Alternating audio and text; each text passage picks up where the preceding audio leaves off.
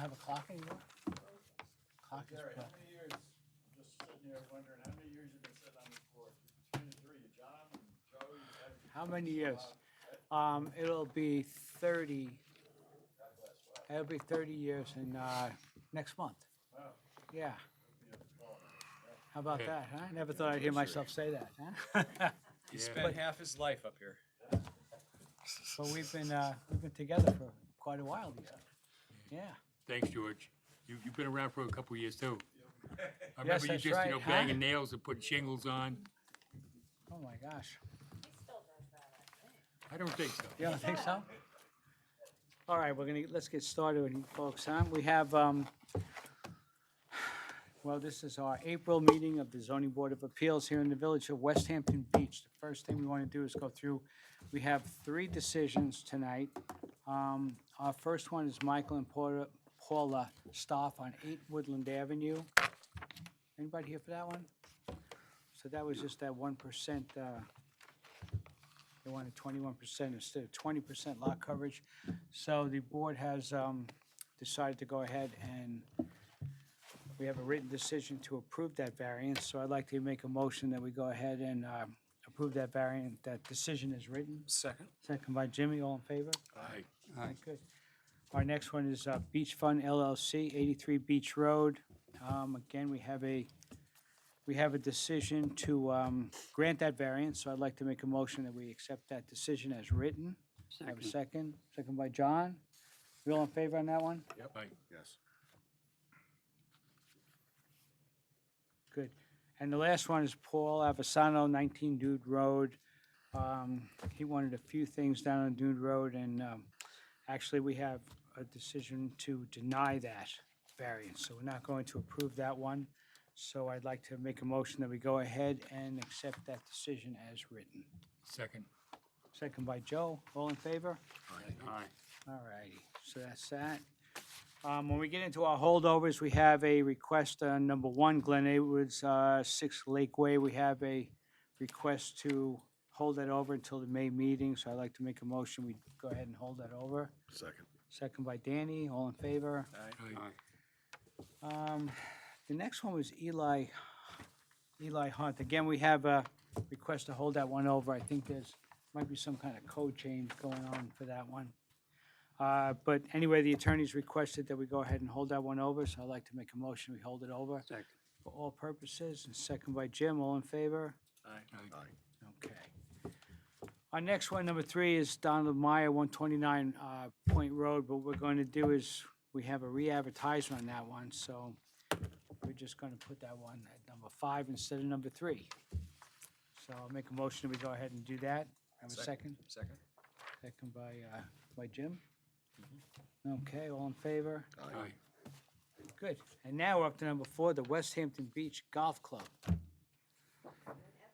Good afternoon. Applicant, we need a special permit from the ZBA per 197-29C for proposed expansion of the junior sports building and proposed reconstruction and expansion of a golf services and cart storage building for a pre-existing non-conforming membership golf club. And variances from 197-29C 5B as proposed reconstructed and expanded golf services and cart storage building has a gross floor area of 7,562 square feet, representing an increase in floor area. All right. Good evening. Hello.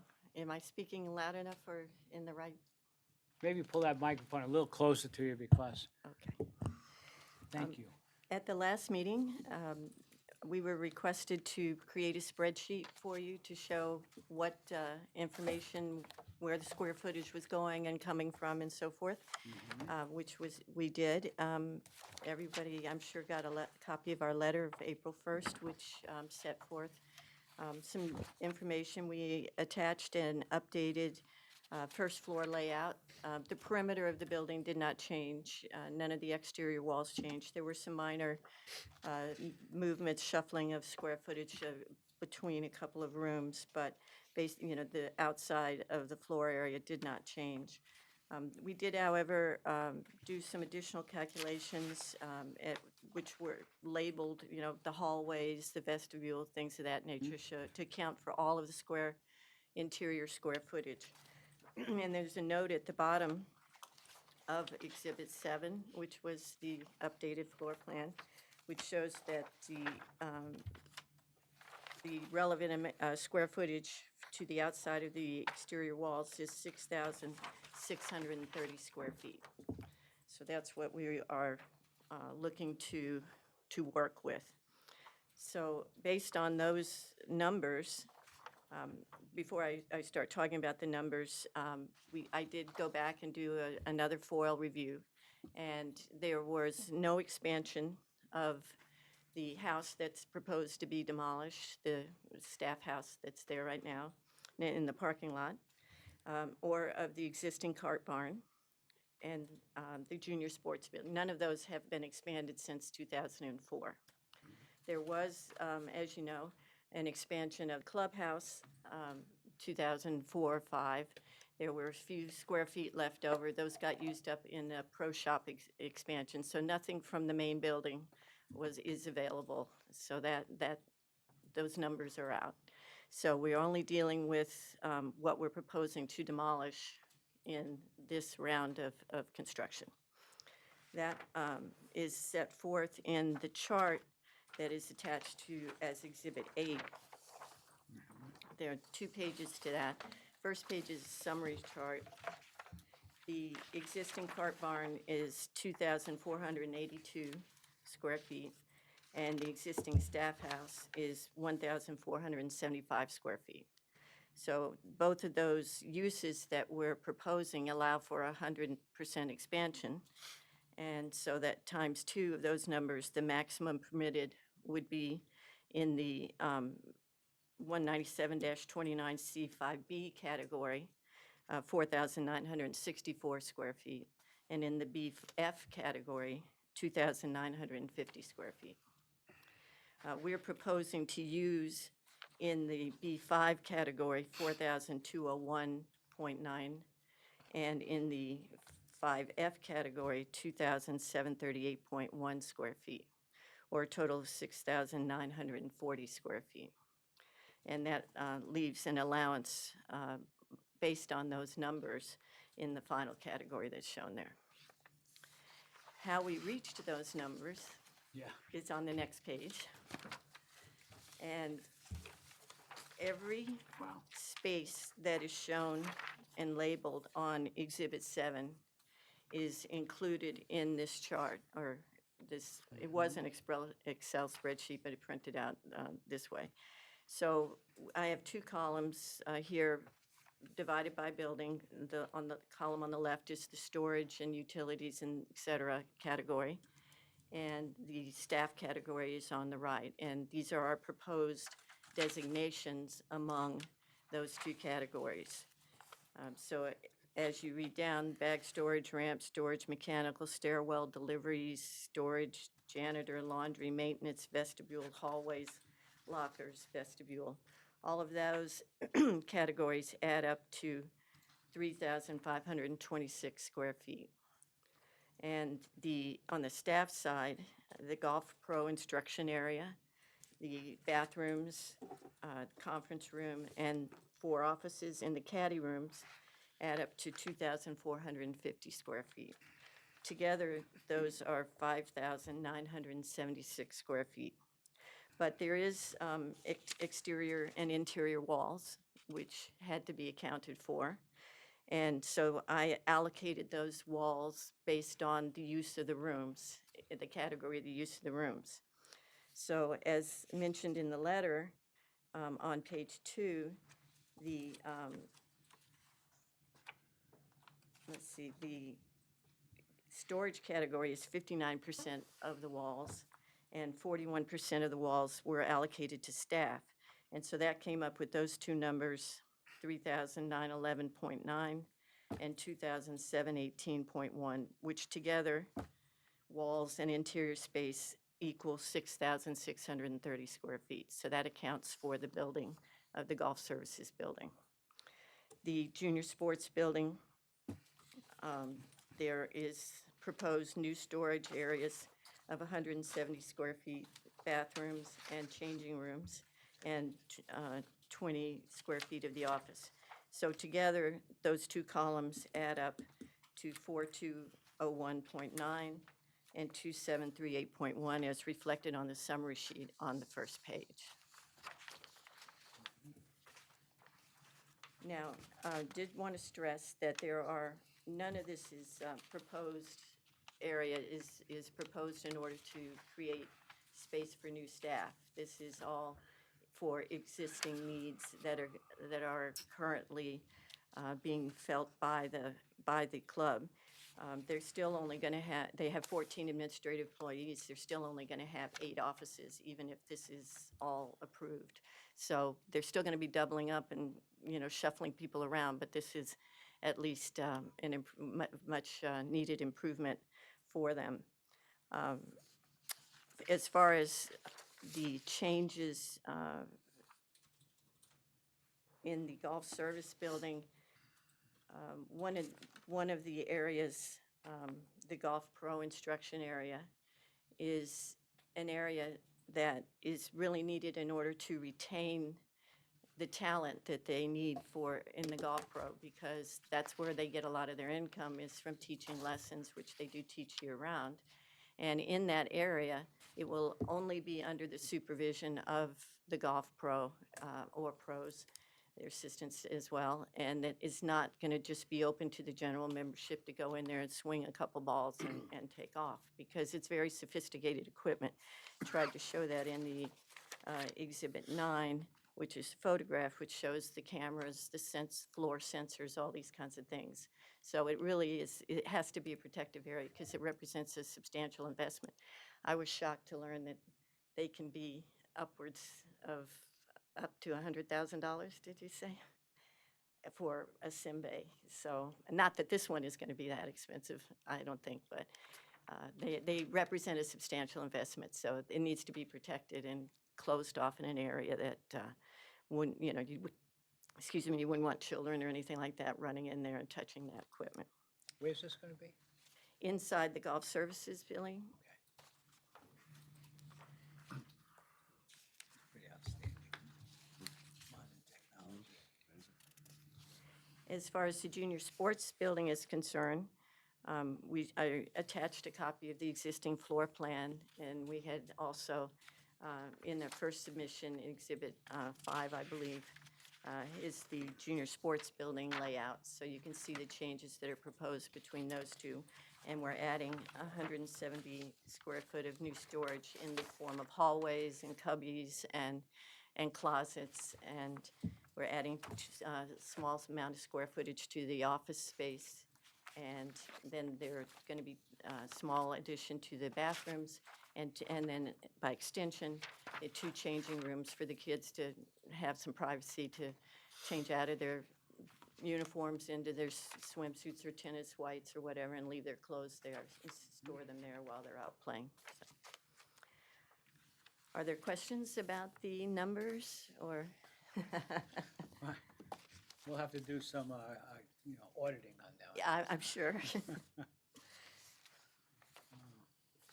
I understand the numbers, Kittrick. How about on the 5-part test? You want to go over that? Sure. Happy to. Hold on just. This is governed by the special permit standards, not the 5-part test. It's a special permit. So if you want to go through that, that's fine, but it doesn't really, the 5-factor test Doesn't apply to you? doesn't apply to this. Okay. It goes through the 29C standards. There's Okay. very specific conditions, but then they all relate to, non-conforming uses and such. And do you want me to talk about the five? No, Okay. that's fine. I didn't realize that Okay. that was not part of it. Okay. There was a variance, but if we're accepting of the numbers, then that variance would wash out. Well, yeah, and the variance, when you get into a non-conforming use, becomes a use variance, so that's why I encouraged you to make the case that we didn't need to have a variance, right? Special exemption. I think that, this covers everything that we wanted, that we asked for last time. I mean, I looked at the numbers, as long as the board agrees with the categorization of uses as storage and staff accommodations, the numbers do seem to add up, so. Yeah, And they did a fair allocation of the wall space. It seemed like a reasonable way to handle it, so it's up to you all to decide whether the categories qualify, but I think the numbers add up. it looks pretty, You agree? looks pretty good to me. I mean, when we added the subcategory F, that was specifically for staff housing. So as we worded, it was housing and accommodations. So it's not, as I originally envisioned, that accommodation would relate to offices and a training area. But that being said, the categorization within the 100% of back of house, I think we can call it. So I don't have a problem with it. I just don't know if I would, agree it's in subcategory F. That being said, we have subcategory F square footage that is going away, and doubling up for this other use. But ultimately, the board can decide that, right? I mean, that's, Well, that's why I, that's an interpretation, and she's made the argument, so. that's why I included the definition of accommodation in my original submission. It's other things that, you know, fulfill a need. It's not just lodging or food, so. Would it be possible, based on these numbers and the research that was put into the record,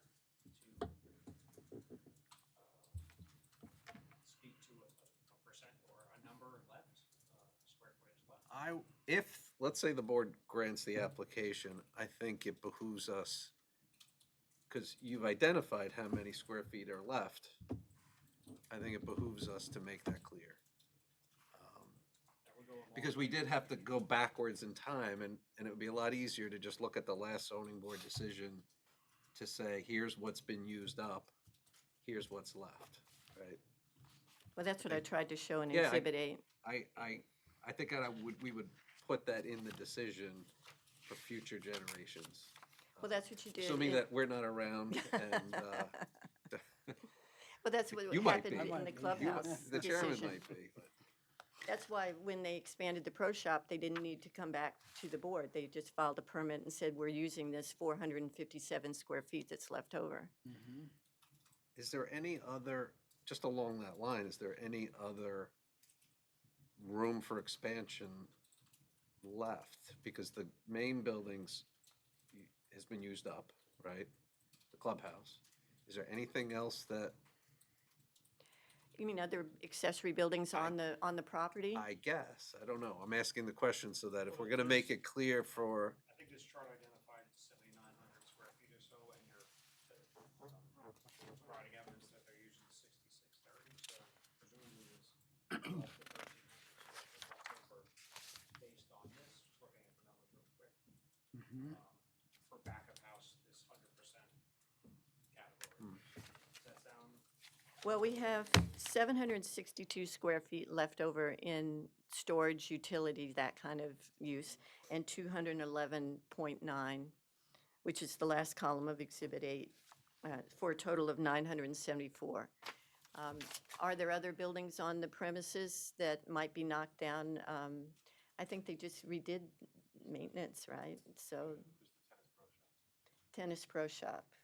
So that might come into play at some point. let's just stick to what we've got in front of us and Yeah. not try to Good plan. open up any, Future, yeah, we- future appearances. It Yeah. would be very beneficial to have that number going forward, just to try to keep this all in our heads. You know, Well, it 5 to was- 10 years from now. Took me a long time to figure it out, to, Yeah. you know, to, the 3 boxes that were sitting on the desk Yeah. and Little forensic accounting. going through here. it was lots of fun. All righty. Did a good job. Thank you. Do you have any questions for me? I'm good. Okay, thank No? you very much. Board? Well, hold on now, let's just make sure that I don't have any, Somebody in the audience? you guys, anybody out there commenting on this application right now? No. Okay, so we're gonna make a motion to close the hearing then, for a determination at, the May meeting. Second. Second by Joe. All in favor? Good. Aye. Thank you for your time. Okay, thank you. Thank you. Just some accounting. And don't forget the new pickleball pro shop is coming. Oh, yeah. All right. There will be a pickleball shop. Huh? All righty.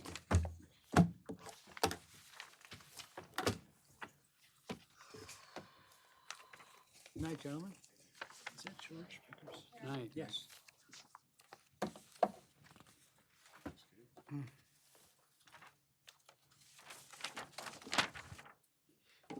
Is that So our number 5 on the agenda tonight, Donald Meyer.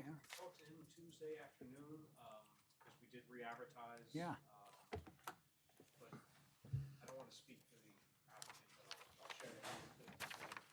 The conversation when it was first applied for, I said, I think 30% is foolhardy. We've had some applications go sideways in this zoning district. So try to have that number on there. And the architect was trying to sharpen the pencil or whatever, as Jim says. They thought he might have some plans, not that he wanted to. Thought he may have a presentation for tonight. Yeah. It wasn't ready. I think he was gonna ask for a holdover, but we didn't hear. Okay, well, he's not here, so we're not going forward with it. Yeah. So- Brad, just a comment on that. When I looked at the last plans that I have, now he hasn't presented plans past, our last meeting, correct? Correct. Right. Now, he was going to send new plans in that showed 25%? He was gonna get rid of the height. I thought he had agreed. height was I have a gone. note that they agreed to I think that get, was the only thing that he agreed to. We didn't really get into the floor area because it was noticed improperly. My fault, because I took the wrong number when I noticed it. So we noticed it for those original plans. We haven't had an updated plan yet, but I don't think we talked too much about the floor area because of the mistake. And we kind of said, let's hold this discussion for 3 months. But yes, the height, I think, was something he did offer that could be. he definitely did, 'cause I No, I wrote down remember- I that he would haven't- get rid of it. It was aesthetic only and he could make it And work. the state code has changed as well, so, Pond Point is different from all of our other flood zones where height is, you get base flood plus 2-foot freeboard. Now adjacent to tidal, New York State has added an extra 18 inches. So, the new Pond Point height, instead of being 8 feet above sea level plus 29 feet, would be 9 feet above sea level plus 20 feet plus an extra 1.5 foot. So it's 30.5 is gonna be the new height.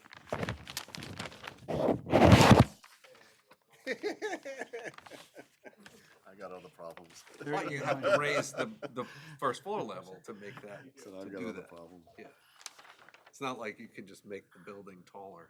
The So home, This is a separate, so for there, the original, we noticed it for 31.5, or 25 feet, whereas in December of last year, we would have to bring it down 2.25 feet, now he only has to bring it down 3/4 of a foot.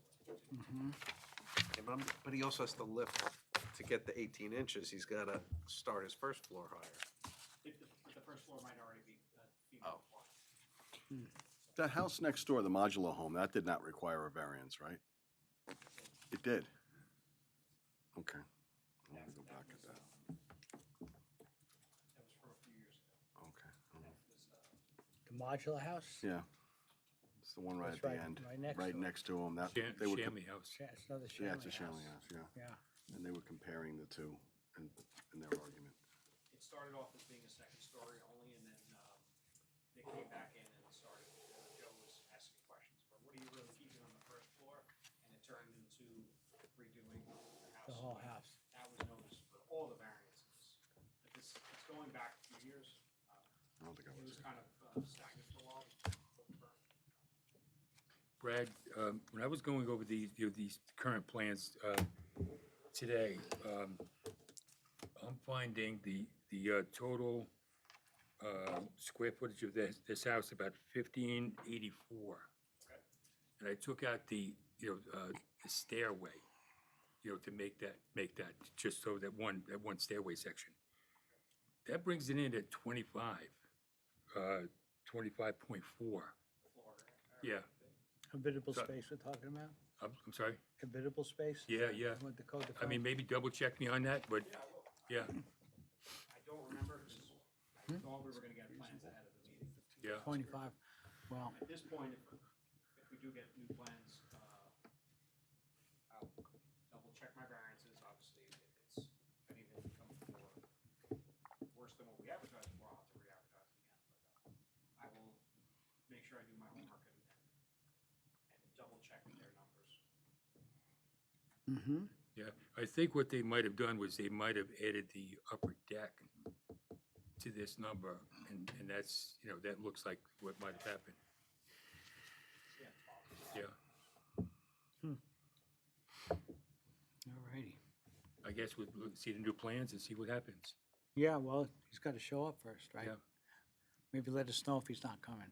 Yeah, I don't know if he got his times mixed up or what. Yeah. Well, so we'll just go ahead and make a motion. We hold this over for all purposes. So our next meeting, second by Jim, we're good. We don't have anything else. We can close the meeting, I think, guys, right? Right? I'll make a motion. We close tonight's hearing. Anybody second it? Second. John? Okay. Who else seconded? Yeah. Good. All right.